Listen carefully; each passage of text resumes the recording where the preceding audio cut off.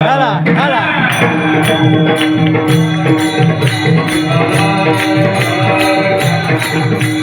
करू?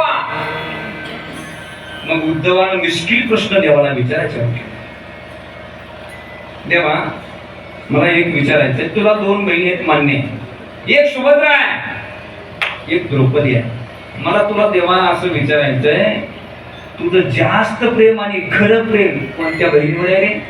भगवान कृष्णानं सांगून टाकलं, माझं द्रौपदीवर आहे, द्रौपदीवर प्रेम आहे. उद्धव असा राग आला उद्धवाला. उद्धव म्हणतो देवाला, अरे देवा, कृष्णकडे या. अरे तुझ्या रक्तामासाची एका आईच्या पोटातून जन्म झालेली शक्की बहीण सुभद्रा आहे, तिच्यावर तुझं खरं प्रेम नाही म्हणतोय. आणि ती मानलेली द्रौपदी, तिच्यावर जास्त प्रेम, खरं प्रेम तिच्यावर.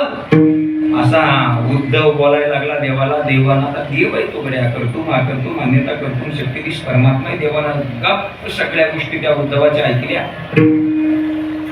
ठीक आहे, प्रसंगानुसार तुला सांगू. दुसरा दिवस सकाळी बघा, 7चा टायमिंग होता, 7चा.